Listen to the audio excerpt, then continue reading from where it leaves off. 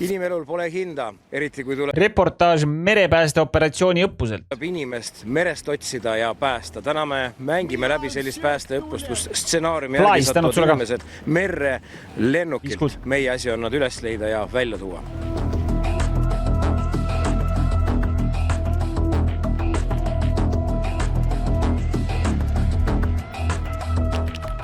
Selgitage meile, mis tänases õppuses stsenaariumi järgi toimub? Stsenaariumi järgi läheb kaduma lennuk, mis on teel siis Stockholmist Kärdlasse. Ühel hetkel kaob nendega kontakt ja nad ei jõua õigeks ajaks Kärdlasse, mis siis initsieerib sündmuse alguse. Praktikas sellise tuulega on lihtne inimesi veest otsida ja päästa? Kindlasti mitte, et täna on tuul ja laine arvestatavad ja inimest veest leida on väga keeruline. Kas nad tegelikult on ka seal inimesed või on ainult mingid mängonukud? Stsenaariumi järgi on meil vees päästeparv, kus on sees päris inimesed. Päris vette me inimesi tänase ilmaga ei lase, et on nukud. Ehk siis tegemist on ikkagi väga ohtliku missiooniga? Jaa, kindlasti, et meri ja vesi on alati sellised keskkonnad, mida tuleb austada ja kus alati on risk. Suured laevad on juba avamerel. Kuna kõrge laine tõttu ei saa me väiksema laevaga suure parda äärde sõita, kasutame nõnda nimetatud boat transferit ehk liigume aluselt alusele kummipaadi või väiksema kaatriga. Mereväelas ei ole ühesuguseid päevi. Maaväelas elus samuti. Jätkame missiooniga, lähme siis sündmustele lähemale. Asume otsima seda paika, kuhu on lennuki pealt inimesed maandunud vette ja otsime päästeparvet.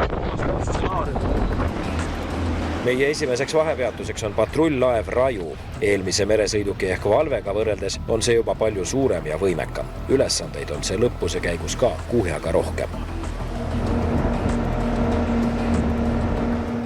Antud õppusel, siis, mis on merepääste õppus, on Raju siis üks päästeüksustest, kes siis suure tõenäosusega hakkab otsima merest kannatanuid vastavalt siis edastatud infole. Kas tänase õppuse puhul on juba natuke adrenaliini veres, et hakkab põnevust tekkima, tahaks juba tegutseda, ootame ainult korraldust? On ikka ja, et kõik on ju valmistunud ja eks see on meeskonnale ka selline hea proovikivi ja treenitud on selle jaoks, et ja kuna suur õppus on korraldatud, siis reaalsete nukkude, reaalse olukorraga üksuseid on palju, et siis see kindlasti on selline... Aga kas mereväel on ka nagu... Tegelastele, kes lähevad sinna isikutena vee peale, kui ohtlik see protseduur on, mis meid siis ees ja kui on, mis nad teevad seal? Kui kõiki ohutusnõudeid ilusti jälgida, et midagi väga ohtlikku seal ei ole, aga ikkagi, et tegemist on siin merega, ilm on tormine, et alati võib midagi juhtuda. Patrull-laev Raju, paneb tooks raevukat meremist kohe otse vee peale, vaatame, kuidas õppus läheb.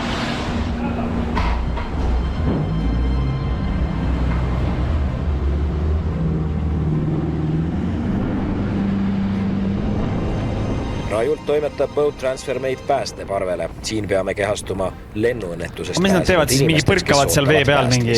Suurest laevast üsna rahulikuna paistnud meri osutub tegelikult palju tormisemaks, pillutades päästeparve nagu pähklikoort.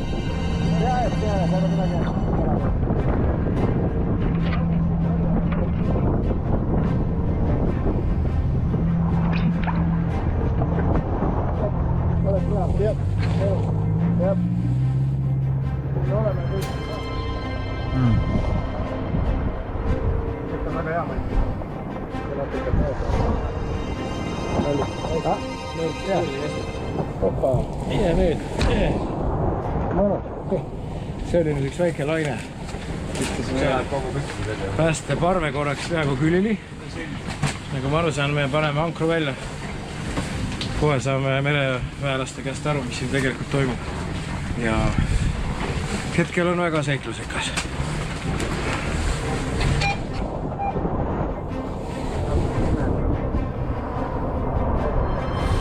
Meie kohalt lendas üle üks lennuk. Saad sa selgitada, mida sa seal pumpad? See on radari deflektor. Selle paneb parve katusele ja see annab põhimõtteliselt signaali laevaradarile. Laevaradar peegeldab vastu seda, põrkab tagasi, see tekitab laevaradarile sellise punktiirjoone, mis liigub meie juurde. Ja siis, kui nad jõuavad lähedale meile, tekib radarile ringid ja see tähendab, et nad on nagu täitsa meie juurde. See, et siin süda pahaks läheb, on see normaalne? Ikka, isegi kogenud merepäästjad läheb seda maha. Ja mis selle vastu aitab? Meretabletid, aknast välja vaatamine, kohaselt tegevus hoidmine, teed ükskõik, ma ei tea, mida loed, mõttes numbreid näiteks. Aga vahepeal ongi nii, et ei saa mitte midagi teha. Mul ei ole veel paha hakanud, aga ma ei välista, et see võib varsti istuda, ma püüan siis... Kaua kõige pikem suvatam kestnud on ja kuskil lähtmegi 20 päeva midagi. Mereväe madrus paigaldab radarideflektori päästeparve katusele. Ülelennu teinud piirivalve lennuk on juba edastanud päästeparve asukoha. Appi jõuab Soome piirivalve mitmeotstarbeline laev Turva. Soojuskaamera ja kaugvaatlusseadmega seirab eemalt meie seiklusi mereväe laev Raju. Meie parvelt päästmiseks otsustavad soomlased kasutada piirivalvekopterit ja pinnalt päästjat.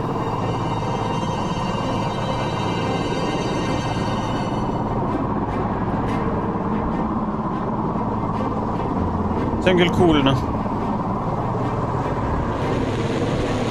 Teie kopteri värk on küll äge resk.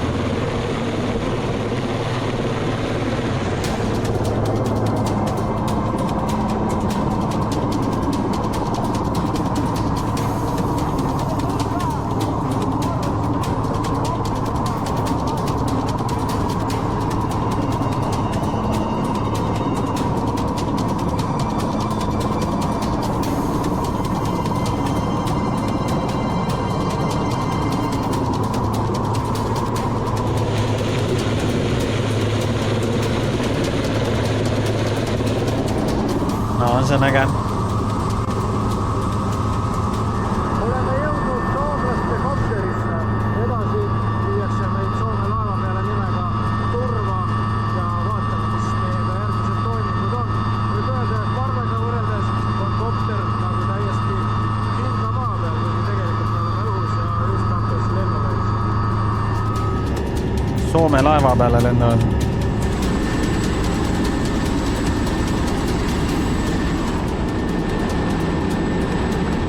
Soome piirivalvekopter toimetab meid põhjanaabrite mitmeotstarbelisele laevale Turva. Turva varustuse hulka kuulub muu hulgas sukeldumislift, mille abil saab vee all tegutseda kasvõi 70 meetri sügavusel.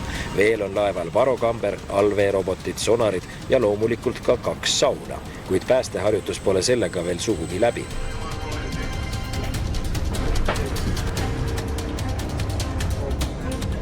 Stsenaarium jätkub, me oleme hetkel siis Soome päästelaevas Turva.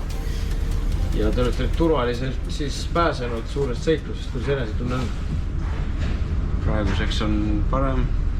See on siis esimest korda selline rollimäng ja esimest korda ka parvega praktiliselt avamered ja kopteri lend.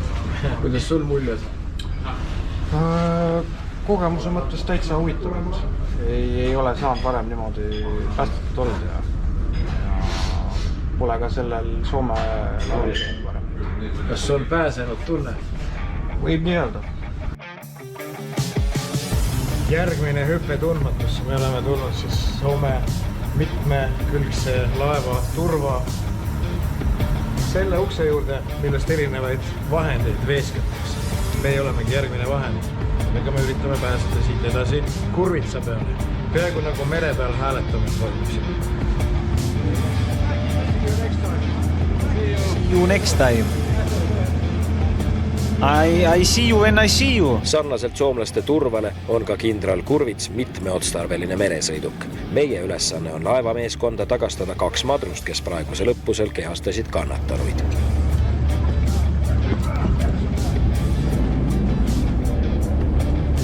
Olemegi jõudnud kindral Kurvitsa pardale. Seiklus jätkub.